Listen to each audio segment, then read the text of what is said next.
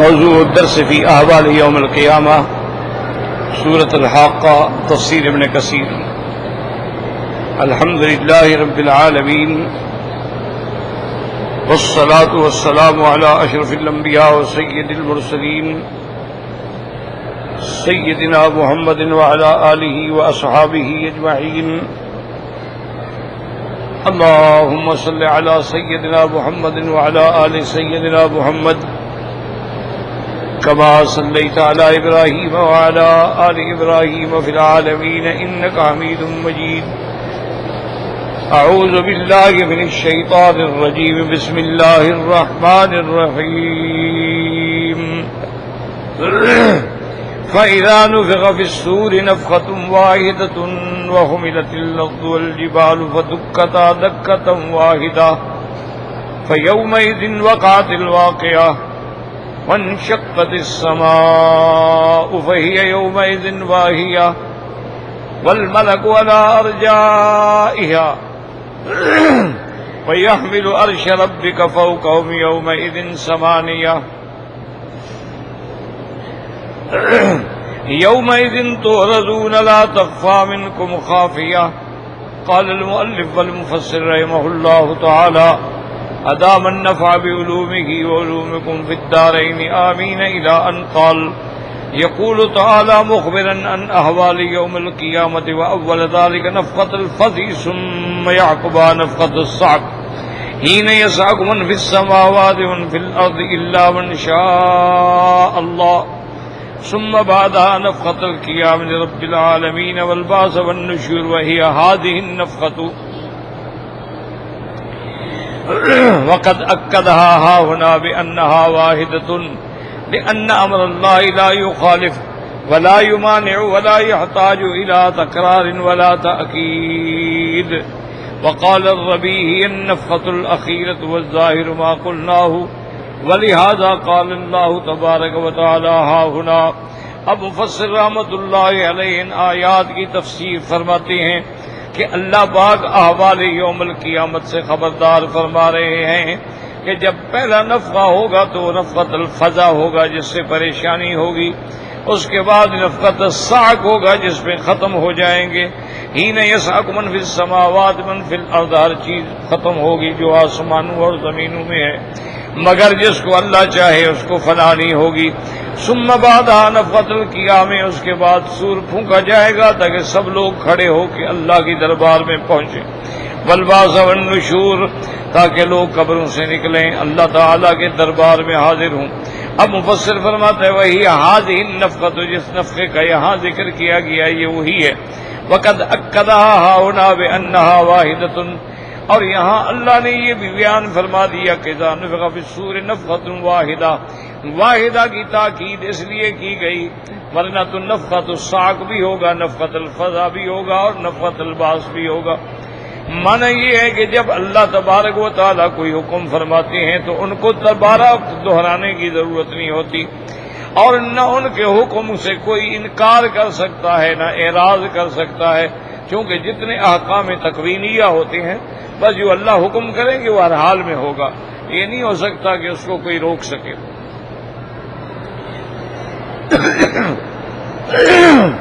اسی لیے حضرت ربیع فرماتے ہیں النفخۃ الاخیرۃ، یہ آخری نفخہ ہوگا. والظاہر ما قلناه ولہذا قال هاهنا وحملت الارض والجبال فدكتا دكة واحدة اي فمدت بدل العظیم الاقاضی وتبدت الارض غیر الارض. اب آسمانوں اور زمینوں کو اور پہاڑوں کو اٹھایا جائے گا، پھر ریزہ ریزہ ہو جائیں گے اور زمین بڑھ جائے گی جیسے کہ چمڑے کو بڑھایا جاتا ہے. اور اس کے بعد فرماتے ہیں کہ پھر ایک وقت آئے گا تبدت الارض غیر الارض، پھر اللہ اس زمین کو بھی بدل دیں گے، یہ زمین نہیں رہے گی.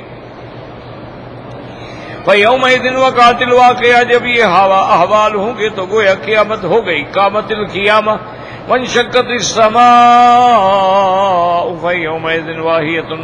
قال سماك عن شیخ من بنی اسد علی قال تنشق السماء من المجرة، آسمان پھٹ جائیں گے. رواه نبی حاتم وقال من جریج هي كقوله وفتحت السماء فكانت ابوابا، آسمان کھول دیے جائیں گے، ایسے ہوگا جیسے دروازے کھلے. وقال ابن عباس متخرقۃ والعرش بحذائها، آسمان یعنی پھٹ جائیں گے، والملک علی ارجائها، الملک اس میں جنس الملائکہ علی ارجاء السماء، اللہ کے جو فرشتے ہیں آسمانوں میں وہ کناروں پہ ہو جائیں گے. قال ابن عباس علی من لم منها حافاتها، یعنی اس کے کنارے، حافات مانا کنارے. وقضا قال سین بیر الروضاء وقال ضحك اطرافها، اطراف مانا بھی کنارے. وقال حسن بصری ابوابها دروازے. وقال ربیع بن فی قول من کل ارجاء یقول اما صدق من السماء ينظرون اهل الارض، کہ وہ آسمان سے جب آسمانوں کو یہ پھٹیں گے تو وہ زمین والوں کو بھی دیکھ رہے ہوں. وقوله تعالى ويحمل عرش ربك فوقهم يومئذ ثمانية، أي يوم القيامة يحمل العرش ثمانية من الملائكة، قیامت والے دن 8 فرشتے ہیں جو اللہ تعالیٰ کے عرش کو اٹھائیں گے. ويحتمل أن يكون المراد بهذا العرش العرش العظيم والعرش الذي يوضع في الأرض يوم القيامة فصل القضاء والله أعلم بالصواب. اب مفسر رحمۃ اللہ علیہ فرماتے ہیں کہ عرش سے مراد عرش عظیم ہے، یا عرش سے مراد وہ عرش ہے جس پہ اللہ تجلی فرمائیں گے، بیٹھیں گے اور فیصلے فرمائیں گے اپنے بندوں کے درمیان. وفي حديث عبد الله بن عمر بن العاص بن قيس بن عباس بن عبد المطلب في ذكر حملة العرش أنهم ثمانية أوعال. ایک روایت یہ بھی ہے کہ فرشتوں سے مراد وہاں 8 اوعال ہیں، اوعال ایک قسم ہے.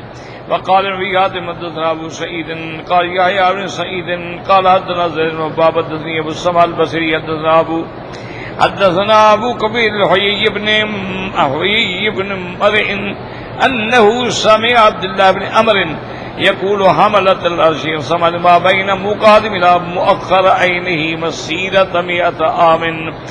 ایک روایت میں ہے کہ وہ فرشتے جو ہیں اتنی ان کی بڑی طاقت ہوگی کہ یہاں سے لے کر یعنی آنکھ تک جو ہے 100 سال کا فاصلہ ہوگا.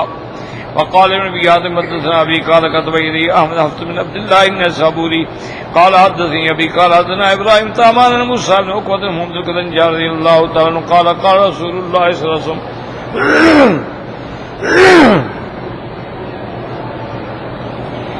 أذن لي أن أحدثكم عن ملك من حملة العرش بعد ما بين الشحمة أذنه وعنقه مخفق الطير 700 عام. وهذا إسناد رجال كلهم ثقات. حضور پاک نے فرمایا کہ مجھے اللہ نے اجازت دی ہے کہ میں بیان کروں کہ فرشتے جو آسمان اللہ کے عرش کو اٹھانے والے ہوں گے، یعنی ان کی شہمت اذن سے لے کر گردن تک کا جو فاصلہ ہے اتنا ہوگا جیسے کوئی اڑنے والا پرندہ 700 سال تک اڑتا رہے. وہذا اسناد اس کی سند جو ہے وہ بھی درست ہے. وقد رواه ابو داود في كتاب السنن من سننه حدثنا احمد بن عبد الله قال حدثنا ابي قال حدثنا ابراهيم تامان موسى بن محمد بن جابر بن الله رضي الله تعالى عنه ان رسول الله قال اذن لي ان احدث عن ملك من ملائكه الله تعالى من حملة العرش ان ما بين الشام واذنه الى عاتقه مسيرة 700 عام. ابي داود. وقال ابن ابي حاتم حدثنا ابو زرعه قال حدثنا يحيى بن المغيرة جرير بن اشعث عن جعفر عن سعيد بن فقال يحمل عرش ربك فوقهم يومئذ 8 قال 8 صفوف من الملائكة، یعنی 8 ملائکہ کی صفیں ہوں گی. قال ابن مسعود الشعبي وابن ضحاك بن مسعود وصديق نبي مالك بن 8 صفوف. وقد روى اللوفيا وقال ضحاك بن الكروبيون 8 أجزاء كل جزء منهم بإذة الإنس والجن والشياطين والملائكة. ایک قول یہ ہے کہ یہ کروبیون ہوں گے، ان کی 8 قسمیں ہوں گی اور ہر قسم جو ہے اتنا ہوگی جتنا دنیا میں انسان ہے، ایک قسم اتنا ہوگی جتنا جن ہے، ایک قسم اتنا ہوگی جتنا فرشتے ہیں. پانی رکھا گرم پانی رکھا کرو. یومئذ تعرضون لا تخفى منكم خافیہ أي تعرضون على عالم السر والنجوى الذي لا يخفى عليه شيء من أموركم بل هو عالم بالظواہر والسرائر والضمائر. تم اس دن اللہ تبارک و تعالیٰ کی دربار میں پیش ہوں گے، اور اس کی ذات ایسی ہے جو ہر چیز کو جاننے والی. جتنے تمہارے معاملات ہیں اللہ کے آگے کوئی چھپا ہوا نہیں.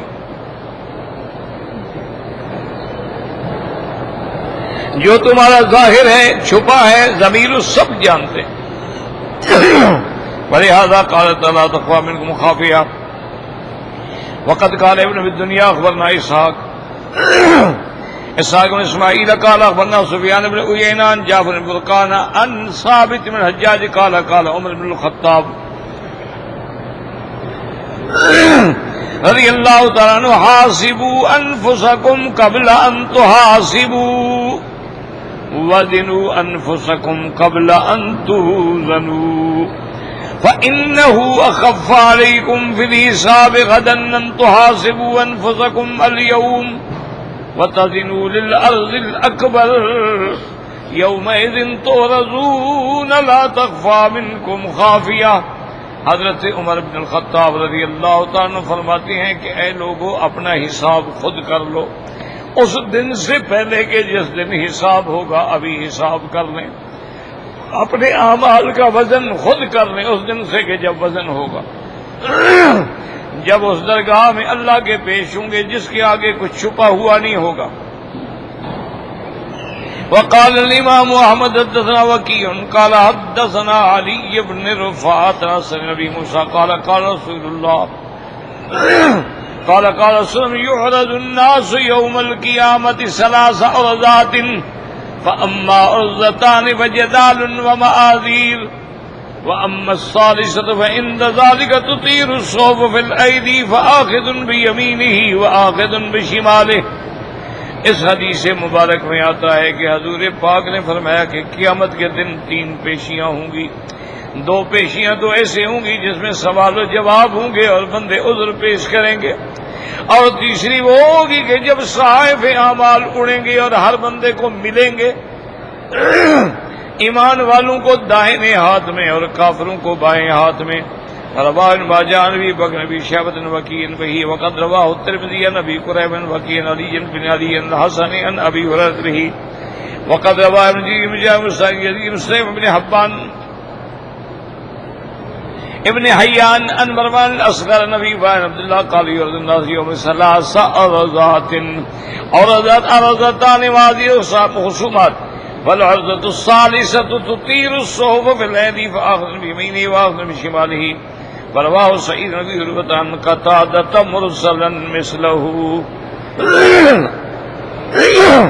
تو ہم نے اب اس آیات میں جو ہم نے پڑھی ہیں اس کا خلاصہ دماغ میں رکھ لیں تاکہ ایک آیت جو ہے آپ کے دماغ میں اللہ کرے بیٹھ جائے.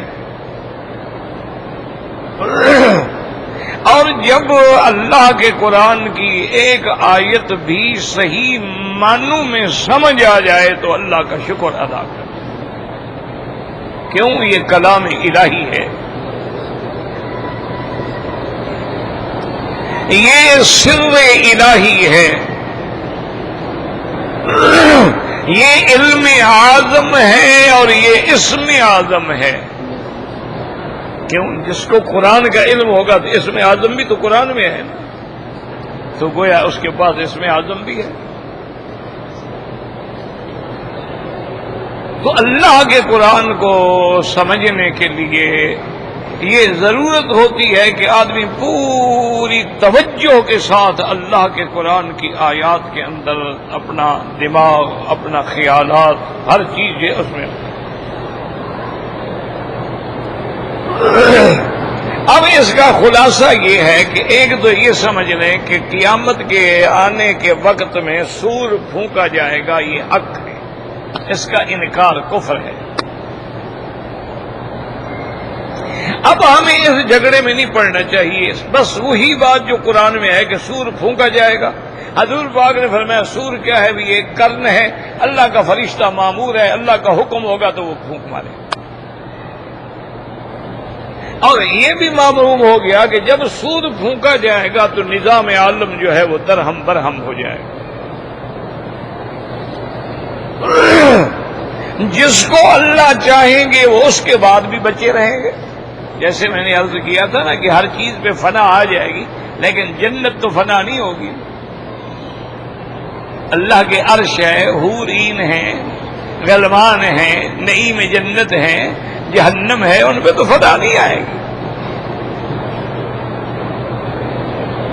تو ایک مسئلہ یہ سمجھ آیا کہ نفخ جو ہے، نفخ فی الصور، یہ حق ہے.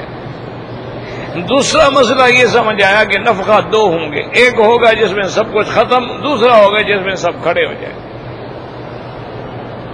ایک مسئلہ ہمیں یہ سمجھ آیا، اور دوسرا مسئلہ اس میں یہ سمجھ آئے گا کہ جب اللہ نے بنایا ہے تو اسی طرح اللہ اس پورے نظام کو ختم کر دیں گے. زمینیں اٹھا کے پٹخ دی جائیں گی، پہاڑ اٹھا کے مار دیے جائیں گے، ریزہ ریزہ ہو جائے، آسمان پھٹ جائے. جو قدرت بنانے پہ قادر ہے وہ اس کو ختم کرنے پہ بھی قادر ہے. اس میں جھگڑے کی پڑنے کی کیا ضرورت ہے؟ عقل دوڑانے کی کیا ضرورت ہے؟ جس نے آسمان بنائے ہیں وہ آسمانوں کو فنا بھی کر سکتا ہے. تو اس میں یہ بھی مسئلہ ہمیں سمجھ آیا کہ یہ زمین آسمان پھٹ جائیں گے، پہاڑ اڑ جائیں گے، ہر چیز بدل جائے گی. اور قیامت والے دن جس زمین پہ ہم نے کھڑے ہو کے حساب کتاب دینا ہے وہ الگ زمین. یوم تبدل الارض غیر الارض. یہ مسئلہ بھی ہمیں الحمدللہ اس سے سمجھ آ گیا. اور جب آسمان پھٹے گا تو ملائکہ کناروں پہ ہوں گے، پھر ان کو نیچے اتارا جائے گا، وہ 7 صفیں بنا کے کھڑے ہو جائیں گے. اور اسی میں یہ بھی ہمارا ایمان ہے کہ اللہ کا عرش ہے، 7 آسمان ہیں، ان سب سے بڑی کرسی ہے، پھر سب کرسی سے بھی بڑا اللہ کا عرش. اور یہ بھی ہمارا ایمان ہے کہ اللہ کی ذات جو ہے وہ عرش پہ ہے، مستوی علی العرش ہے، لیکن جیسے اس کی شان کو زیبا ہے. ہم استوا کو ایمان لائیں گے لیکن کیفیت میں بحث نہیں کریں گے کہ اللہ کیسے بیٹھے ہیں، کیسے اترتے ہیں، اللہ کے ہاتھ کیسے ہیں. لیس کمثلہ شیء، اس کی کوئی مثال نہیں. اللہ نے فرمایا ہے کہ میرا ہاتھ ہے، بس ہمارا ایمان ہے. اللہ نے فرما دیا کہ میرے مدنی صلی اللہ علیہ وسلم جب آپ صحابہ کی بیعت کر رہے تھے تو میرا ہاتھ جو ہے وہ اوپر تھا، بس ہمارا ایمان ہے. اب کوئی آدمی جھگڑا کرے کہ ہاتھ کیسا ہے تو یہی آگے پھر وہ کافر ہو جائے گا. یعنی جتنی قرآن میں اللہ کی صفتیں ہیں سب پہ ہمارا ایمان ہے. نہ تعویل کریں گے، نہ انکار کریں گے، نہ تشبیہ دیں گے، چونکہ وہ بے مثل ہے.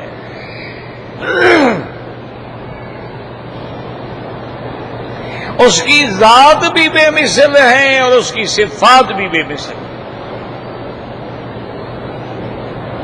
اور یہ بھی ہمیں اسی آیت میں مسئلہ مل گیا کہ پہلے جو اللہ کے عرش کے اٹھانے والے ہیں وہ 4 فرشتے ہیں.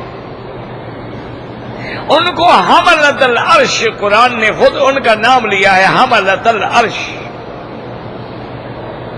یسبحون بحمد ربہم ویستغفرون للذین آمنوا. اللہ کی تسبیح کرتے ہیں اور مومنوں کے لیے اللہ سے معافی اور بخشش مانگتے ہیں.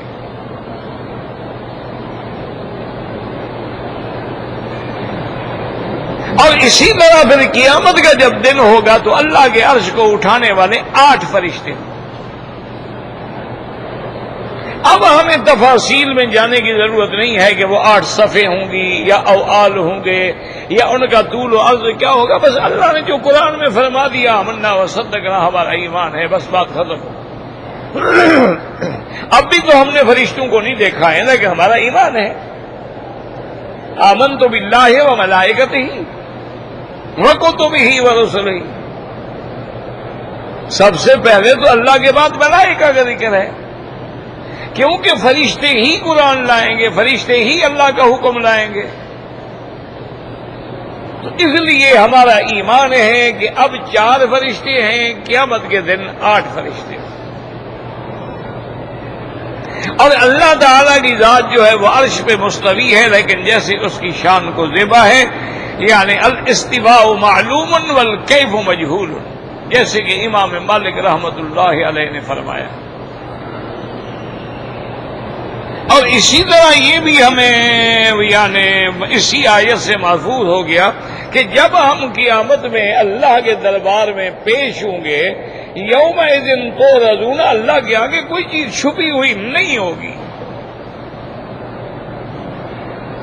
یاد رکھیں یہ اللہ نے نظام جو بنایا ہے نا وہ انسانوں کی عقل کے مطابق ہے، ورنہ اللہ تو ہر چیز جانتے ہیں، اس کو کیا ضرورت ہے کہ کرامن کاتبین بٹھائیں، ان کو کیا ضرورت ہے کہ فرشتوں سے لکھوائیں، ان کو کیا ضرورت ہے کہ ہمارے صحائف اعمال مرتب ہوں، ان کو کیا ضرورت ہے کہ قیامت میں گواہ بلائے جائیں۔ اللہ تو جانتے ہیں یہ ابرار ہیں، یہ اخیار ہیں، یہ فجار ہیں، یہ فاسق ہیں، یہ مومن ہیں، یہ کافر ہیں، اللہ کے علم میں ہے ہر چیز۔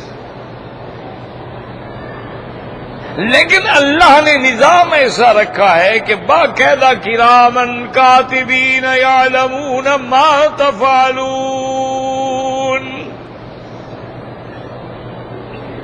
اور اسی طرح فرمایا ما یلفظ من قول الا لدیہ رقیب عتید، اور اسی طرح فرمایا کہ جب قیامت ہوگی وجاءت کل نفس معها سائق وشہید، کہ باقاعدہ گواہ ہوں گے۔ اور اسی طرح حضور نے اللہ نے فرمایا فَكَيْفَ إِذَا جِئْنَا مِن كُلِّ أُمَّةٍ بِشَهِيدٍ وَجِئْنَا بِكَ عَلَى هَؤُلَاءِ شَهِيدًا، اللہ نے فرمایا میرا بدنی اس دن کیا حال ہوگا کہ ہر پیغمبر اپنی امت پہ گواہی دے گا اور آپ سب پہ گواہی دیں۔ اسی طرح فرمایا والوزن یومئذ الحق، قیامت کے دن میزان بھی ہوگا، اور یہ بھی بتلا دیا فمن ثقلت موازینہ فاولئک هم المفلحون، اور جن کی نیکیوں کی تولے بھاری ہو جائیں گی وہ کامیاب ہوں گے، اور جو ہلکی ہو جائیں گی وہ گھاٹے میں جائیں گے۔ تو میزان بھی برحق ہے، اور اسی طرح پل صراط پر گزرنا بھی برحق ہے، اور اسی طرح تقسیم صحف جو ہے وہ برحق ہے کہ مومن جو ہے ان کو داہنے ہاتھ میں ملے گا اور کافر جو ہے ان کو بائیں ہاتھ میں ملے گا، یہ اصحاب الیمین ہوں گے، یہ اصحاب الشمال ہوں گے۔ تو یہ باتیں یاد رکھ لیں کہ قیامت برحق ہے، میزان برحق ہے، نفخ صور جو ہے وہ برحق ہے، اللہ کا عدل جو ہے وہ برحق ہے، انبیاء کی شہادت جو ہے وہ برحق ہے، میزانوں کا اعمال کا تلنا جو ہے وہ برحق ہے، اور اس کے بعد تقسیم صحائف جو ہے وہ برحق ہے۔ اما من اوتی کتابہ بیمینہ، جو مومن ہے اس کو داہنے ہاتھ میں ملے گا، اصحاب المیمنۃ ما اصحاب المیمنہ واصحاب المشأمۃ ما اصحاب المشأمہ، اور جو کافر ہیں ان کو بائیں ہاتھ میں ملے گا۔ تو یہ عقیدہ جو ہے اچھی طرح رکھ لیں، کیونکہ یہ چیزیں وہ ہیں جو اصول سے تعلق رکھتی ہیں۔ جیسے توحید ہے، اس میں اگر خدا نہ خواستہ غلطی ہو تو انسان کافر، نبوت اور رسالت ایمان کے اندر کوئی غلطی ہو تو کافر۔ اسی طرح اگر قیامت کے اندر بھی آدمی کوئی شبہ ہو، کوئی شک ہو کہ جی عذاب قبر کیسے ہوگا اور کیسے نامہ اعمال تولے جائیں گے اور ہمارے اعمال کیسے ہمارے سامنے آئیں گے، تو اگر اس میں تردد کرے گا تو کافر ہو جائے گا۔ اس لیے الحمدللہ ثم الحمدللہ کہ اس صورت میں ہم نے جو مضامین پڑھے ہیں ان کا خلاصہ یہ ہے، زندگی باقی تو بات باقی ہے۔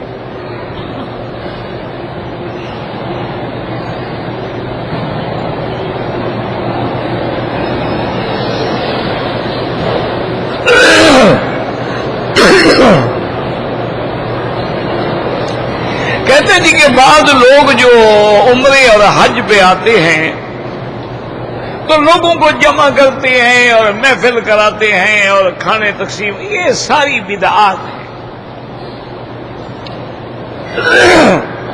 یاد رکھو کہ عبادت جو ہے اس کا تو منشا یہ ہے کہ بندے اور خدا کے درمیان ہو، کسی اور کو پتہ بھی نہ ہو۔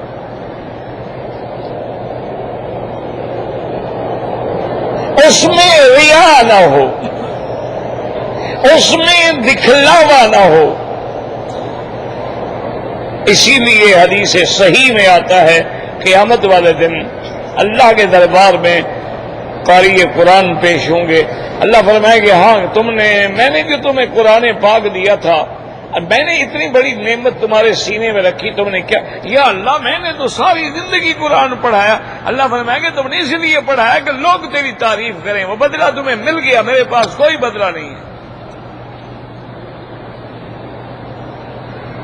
اسی لیے اگر کوئی حج کرتا ہے کہ لوگ مجھے حاجی کہیں، یا عمرہ کرتا ہے کہ لوگ کہیں جی ماشاءاللہ یہ بڑا اللہ کا پیارا ہے جی، اس کو اللہ ہر سال بلاتے ہیں جی، وہ سود کھاتا ہے، وہ داڑھی مڈاتا ہے، وہ شراب پیتا ہے، لیکن جی اللہ کا بڑا پیارا ہے جی، اللہ اس کو ہر سال عمرے میں بلا لیتے ہیں۔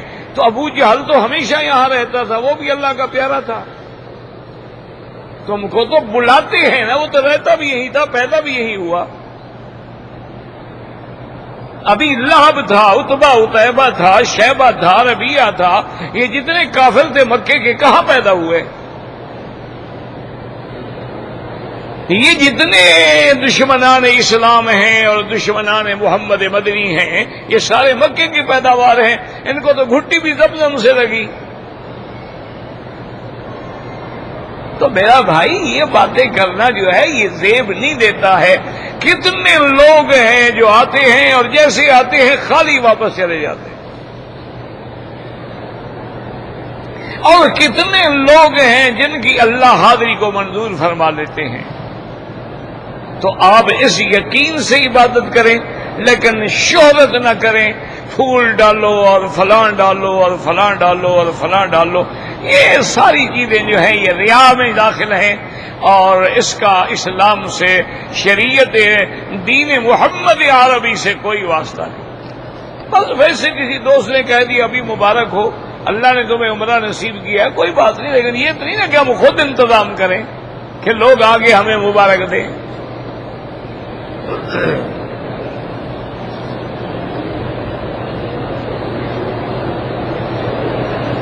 کہتے جی کہ ایک عورت ہے، وہ مفسر قرآن ہے ماشاءاللہ، بہرحال عورت کی آواز جو ہے اس کو سننا شریعت میں منع، دین سیکھنے کے لیے سن سکتے ہیں لوگ۔ صحابہ بی بی عائشہ سے، ام سلمہ سے، بی بی حفصہ سے بھی آگے مسائل پوچھتے تھے نا، تو بیویاں جب مسائل کا جواب دیتی تھی وہ سنتے تھے۔ تو اگر کوئی دین کی بات ہے تو اس میں تو کوئی حرج نہیں، لیکن پردہ ہو، اہتمام ہو، جیسے کہ امہات المؤمنین ہیں، تمام امت کی مائیں ہیں، لیکن صحابہ آدھے درمیان میں باقاعدہ پردہ ہوتا، پھر وہ سوال کرتے اور اندر سے بیویاں جواب دیتی تھی۔ تو اگر اہتمام ہے تو کوئی حرج نہیں۔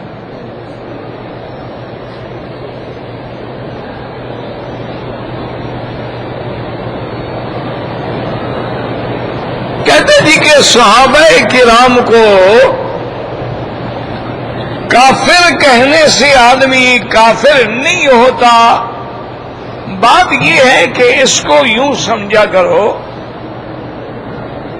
کہ اصل میں ایک حدیث مبارک میں آتا ہے نا کہ سباب المسلم فسوق، کسی مسلمان کو گالی دینا جو ہے یہ فسق ہے، وقتالہ کفر، اگر اس سے جنگ لڑی جائے تو کفر ہے۔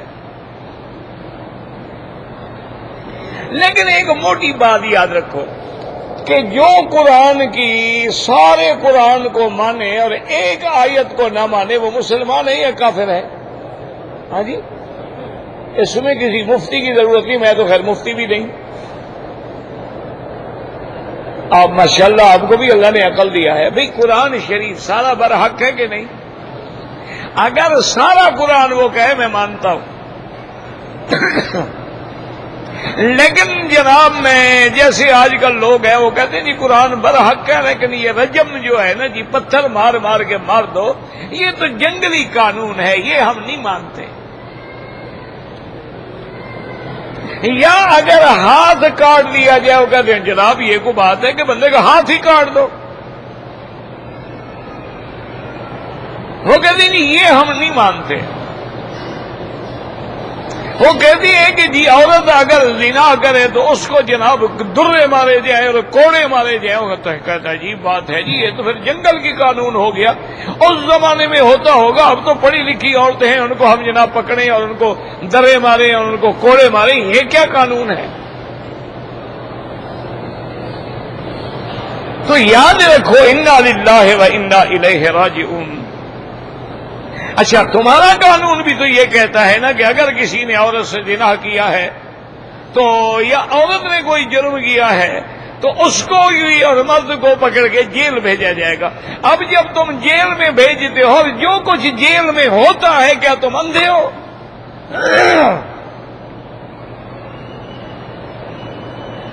ایک زنا میں پکڑتے ہو اور جیل میں اس سے سینکڑوں زنا ہوتے ہیں۔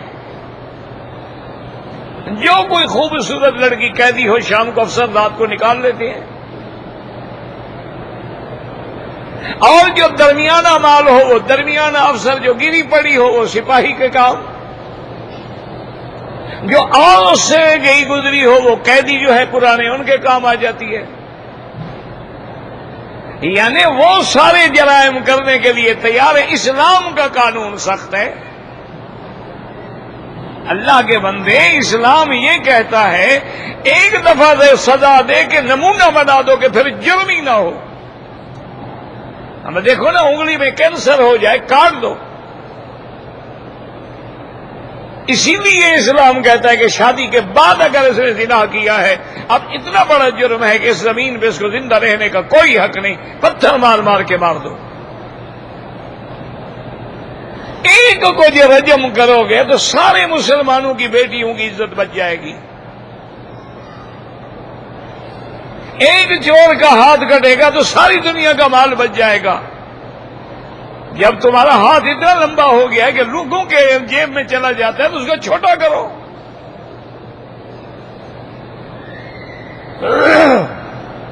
وہ ایک دفعہ میں پرانی بات ہے، ایک بہت بڑا لوگوں کا اس قسم کا اجلاس تھا، تو انہوں نے کہا کہ وکیل صاحب آپ بات تو ٹھیک کہتے ہیں، قرآن کی سزا جو ہے وہ ہاتھ کاٹنا ہے، لیکن یہاں تو سارے چور ہیں، کوئی جانور چوری کرتا ہے، کوئی پیسے چوری کرتا ہے، کوئی پانی چوری کرتا ہے، کوئی ٹیکس چوری کرتا ہے، کوئی چنگی کا مال چوری کرتا ہے، یہاں تو پھر سب کے ہاتھ کٹ جائیں گے، سارے ٹنڈے ہو جائیں گے۔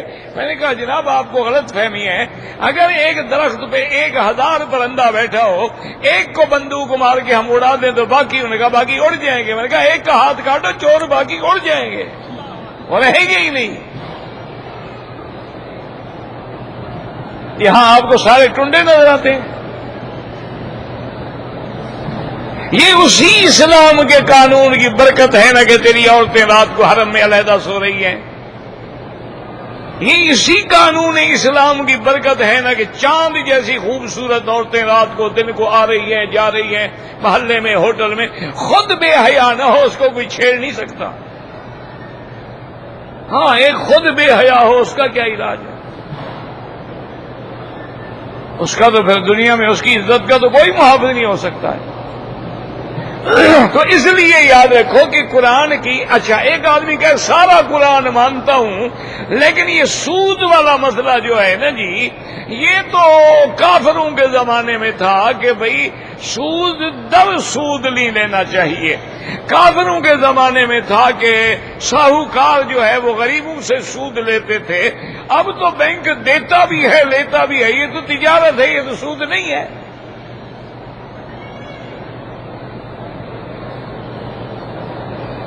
تو اگر ایک آیت کا انکار کرے گا تو کافر ہو جائے گا. اس لیے صحابہ کے بارے میں قرآن سے پوچھ لیں, قرآن کیا کہتا ہے؟ قرآن کہتے ہیں اولئک هم المؤمنون حقا. قرآن کہتا ہے میرا مدنی صرف مومن نہیں, پکے مومن. قرآن کہتے ہیں لقد رضی اللہ عن المؤمنین, اللہ ان سے راضی ہو گیا. قرآن کہتے فعلم ما فی قلوبہم, میرا مدنی ہم نے ان کے اندر کو بھی جانچ لیا, اندر باہر یہ مومن ہیں. تو اب قرآن کہتا ہے مومن ہے, تم کہو کافر ہے, تو قرآن کی آیت کا انکار ہو گیا کہ نہیں ہو گیا؟ تو جب ایک آیت کا انکار ہوگا کافر ہو جائے گا, مسلمان رہے گا. ایک سیدھی سی بات. اچھا, اللہ نے قرآن میں فرمایا کہ رضی اللہ عنہم ورضوا عنہ, اللہ صحابہ سے راضی ہو گیا, صحابہ اللہ سے راضی ہو گئے, اور یہ ناراض ہے, گالیاں دیتا ہے, تو اس آیت کا منکر ہے کہ نہیں ہے؟ تو اگر ایک آیت کا منکر ہے تو کافر ہے, سیدھی سی بات ہے.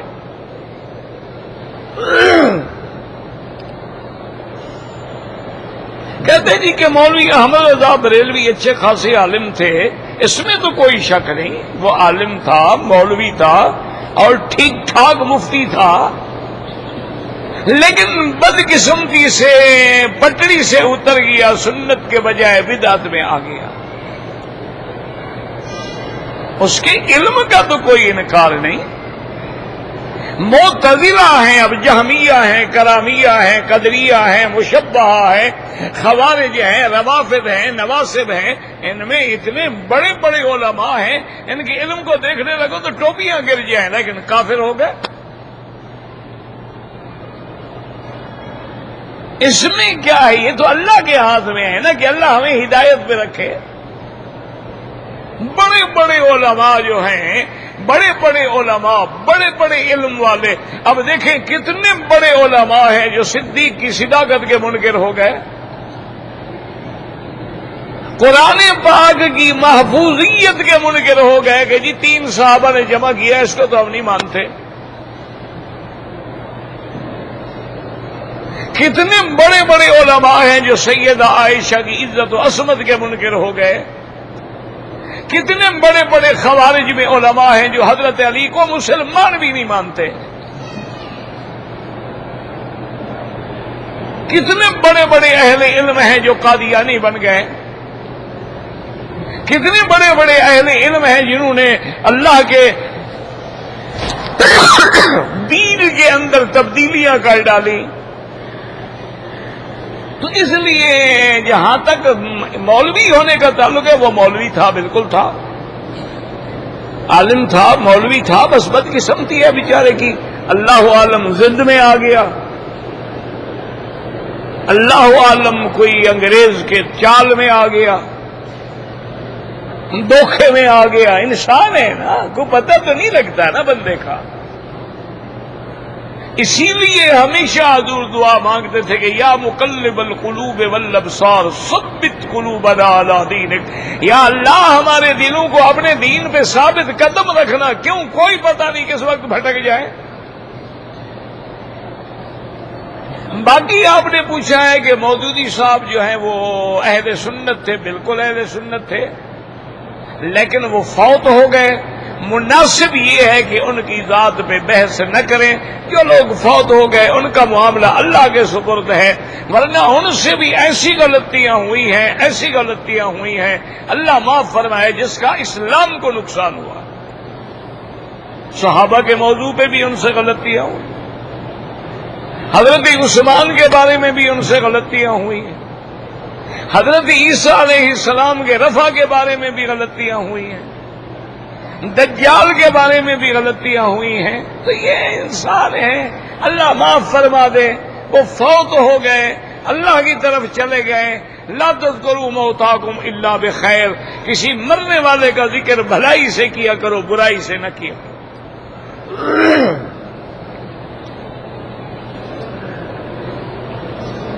طواف اپنے لیے کریں, دوست احباب کے لیے دعا کریں. آپ کا نام کہ میرا نام جی محمد مکی ہے.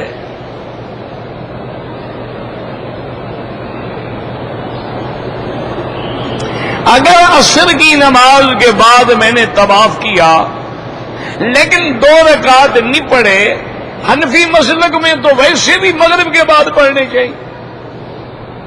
بہرحال آپ نے بعد میں پڑھے ہیں، ٹھیک ہے، کوئی بات نہیں. شادی کا شرعی طریقہ کیا ہے؟ نکاح ہے، ایجاب قبول ہے، اس کے بعد ولیمہ ہے، اور کیا شرعی طریقہ ہے جی؟ نہ قرضے لیں، نہ کوئی شادی گھر بک کروائیں،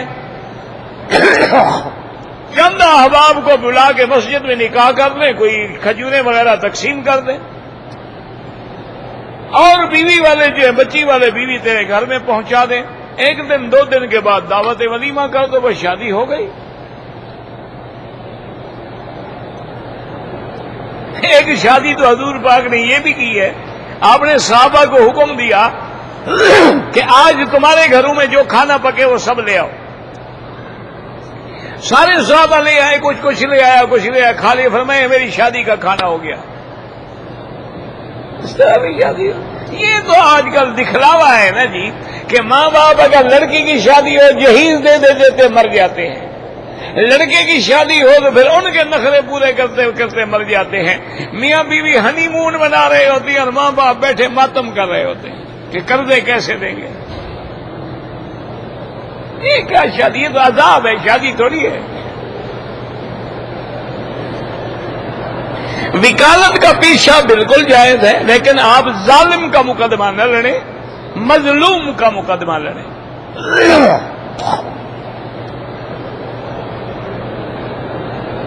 کہتے جی کہ اشرف علی تھانوی اور رشید احمد گنگوہی کی کتابوں میں بہت غلطی ہیں، تو آپ نکال دیں، اصلاح کر دیں.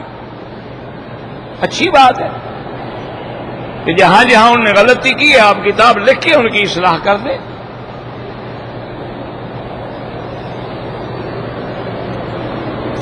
صفا مروا نہیں دوڑا تھا، دم پڑ گیا، پیسے نہیں، روزے رکھو.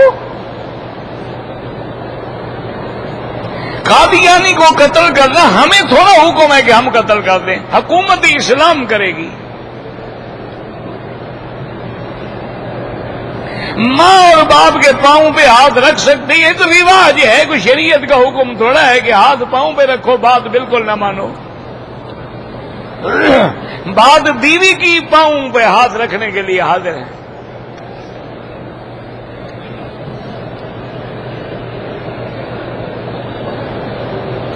ایک آدمی نے مدینہ منورہ سے واپسی پہ عمرہ نہیں کیا، اگر کوئی عذر ہے ٹھیک ہے، ورنہ دم پڑ گئی.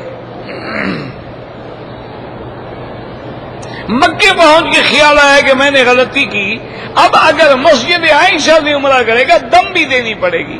اب آسان حل یہ ہے کہ واپس مدینہ شریف چلا جائے. کیا ہے، 50-60 ریال کرایہ لگے گا، زیارت بھی ہو جائے گی، عمرہ بھی ہو جائے گا، بجائے 400 ریال بھرنے کے. تو وہ ٹھیک ہے نا.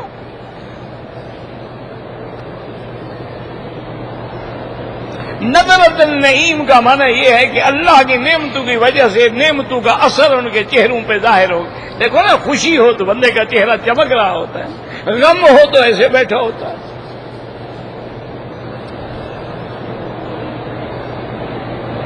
بعض مولوی پیسے مقرر کر کے تقریروں کے لیے جاتے ہیں، بالکل حرام ہے. ایسے مولویوں کی تقریر ہی نہ سنا کرو.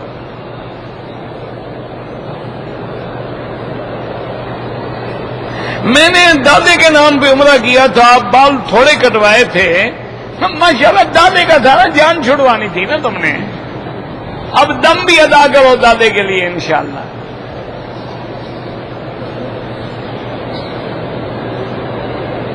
بی بی ہاجرہ اور حضرت اسماعیل کی حتیم میں قبریں ہیں، بالکل 100% جھوٹ ہے. یعنی خدا کا خوف کرو. اللہ کے نبی فرماتے ہیں قبر پہ پاؤں نہ رکھو. یہاں قبریں ہیں اور حضور نمازیں پڑھتے تھے اور لوگ نمازیں پڑھتے تھے. خدا کا خوف کرو. ان کو یعنی مسئلہ یہ ہے کہ خدا کے گھر میں آنے کے بعد بھی قبر کی تلاش ہے کہ قبر ملے تو سجدہ کریں نا بیچارے.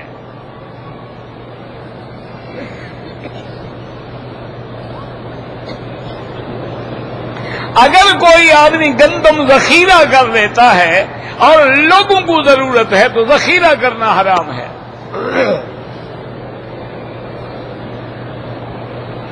کھانا پینا تو کافر کے ساتھ بھی جائز ہے.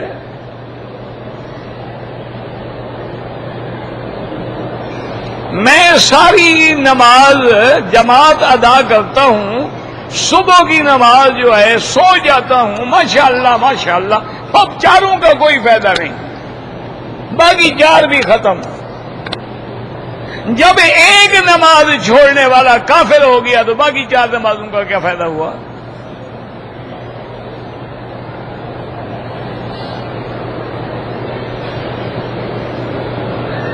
میں نے بیوی کو غصے میں کہا کہ تم اپنی بہن کے گھر گئی تو میری طرف سے فارغ ہے، اگر وہ اس کے گھر جائے گی تو طلاق ہو جائے گی، اگر تمہاری نیت طلاق ہے تو ہو جائے گی.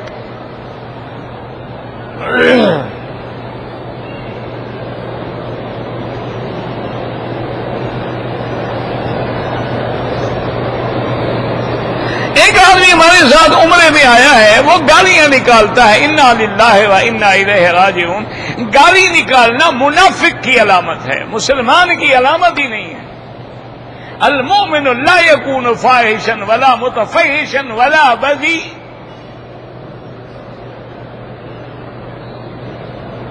دیہات میں امام ابو حنیفہ رحمت اللہ علیہ کے نزدیک تو جمعہ کے بڑے شرائط ہیں. وہ کہتے ہیں بازار ہو، بڑا قصبہ ہو، ضروریات زندگی ملتے ہوں، اور بعض ائمہ فرماتے ہیں کہ چھوٹی بستی بھی ہو تو جمعہ ہو جاتا ہے. بعض وہ فرماتے ہیں کہ بھی آخر جمعہ اور غیر جمعہ کا فرق تو کرو نا، اگر ہر جگہ ہو جاتا ہے تو پھر فرق کیا ہوا؟ اگر چھوٹی جگہ بھی ہو جاتا ہے، 10 آدمی بھی ہو جاتا ہے، 10,000 میں بھی ہو جاتا ہے، تو فرق تو کوئی نہ ہوا. اگر وطر رہ جائیں تو حنفی مسلک میں واجب ہے، قضا پڑھنے پڑیں گے. باقی ائمہ کے نزدیک سنت ہے، ثواب نہیں ہوگا، قضا نہیں ہے. کہتے جی اللہ نے یہ کائنات بنائی ہے عبادت کے لیے، فرشتے بہت ہیں، تو پھر تمہیں نہ بناتا جان چھوٹتی، اس لیے بنایا کہ تم اعتراض کرو.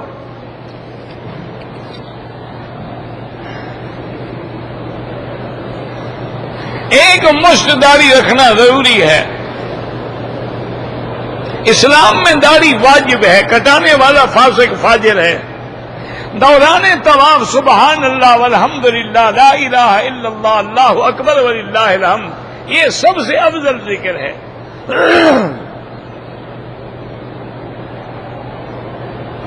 کسی عورت کو اس کے خامند نے طلاق نہیں دی ہے، لیکن کورٹ نے فیصلہ کر دیا ہے. اگر کورٹ ہے غیر اسلامی تو اس کے فیصلے کا کوئی اعتبار نہیں. اگر اسلامی عدالت ہے، اسلامی قاضی ہے، تو وہ تو لازم الاسلام کے مطابق فیصلہ کرے گا. اگر لارڈ نکالے کا قانون ہے تو طلاق نہیں ہوتی.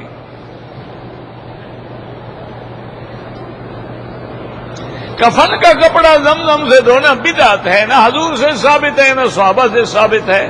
عمرے میں طواف وداع واجب نہیں ہے، لیکن موقع ملے ضرور کرو. تصویریں بالکل نہ بنایا کریں. اگر 2-3 طواف اکٹھے کر لیں، بعد میں 2 رکعت پڑھ لیں، کوئی حرج نہیں. امام شافعی رحمت اللہ علیہ کے نزدیک عمرے کے بعد اگر 2-3 بال بھی کاٹ لے تو احرام سے نکل جاتا ہے. لیکن باقی تینوں امام فرماتے ہیں کہ بالکل نہیں، سارے سر پہ اس طرح پھرواؤ یا سارے سر کے بال کاٹو، کیونکہ قرآن حضور پہ نازل ہوا ہے. ہمیں یہ دیکھنا ہوگا کہ سرکار دو عالم نے عمرے کے بعد 2-3 بال کاٹے یا سارے سر پہ بال کاٹے.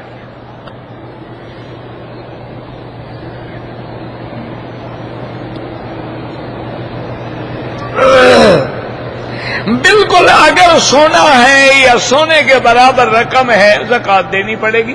بینک میں ہے، کہیں ہے، اچھا کچھ سونا ہے کچھ رقم ہے، سب کی زکوٰۃ دینی ہوگی.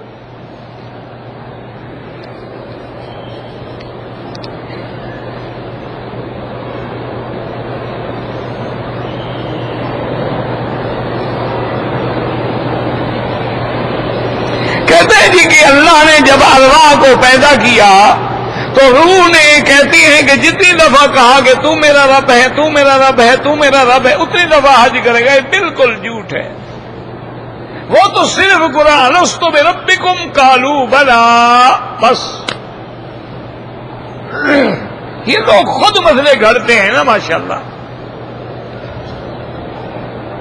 بچے کی دودھ پلانے کے لیے 2 سال، حولین کاملین لمن اراد ان یتم الرضاعہ۔ اگر زیورات عورت استعمال کرتی ہے تو امام احمد بن حنبل رحمت اللہ علیہ کے نزدیک اس پہ زکوٰۃ نہیں ہے، لیکن امام ابو حنیفہ فرماتے ہیں اس کی بھی زکوٰۃ دینی ہوگی، کیونکہ ایک حدیث میں ہے حضور نے کسی کو کنگن پہنے دیکھے، فرمایا زکوٰۃ نہیں دو گی تو سواران من نار۔ غسل جنابت کے بعد وضو ضروری ہے، پہلے وضو کرو گے تو غسل کرو گے نا شریف آدمی۔ اگر پہلے وضو کی نیت ہی نہیں کی ہے تو غسل کیسے ہوگا، وضو کیسے ہوگا؟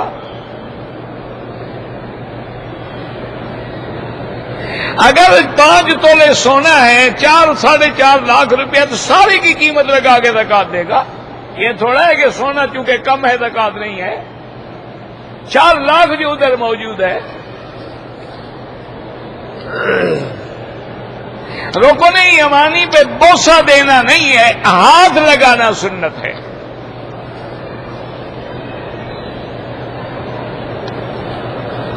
جو درود شریف ہم دور سے پڑھتے ہیں اللہ کے فرشتوں کے ذریعے پہنچایا جاتا ہے، اور جو لوگ روضہ مبارک میں جا کے صلاۃ و سلام پڑھتے ہیں تو حضور پاک خود سنتے ہیں۔ ایصال ثواب کا معنی یہ ہوتا ہے کہ آپ قرآن پڑھیں، اس کے بعد دعا کریں کہ یا اللہ میں نے جو پڑھا ہے اس کا ثواب فلاں کو عطا فرما۔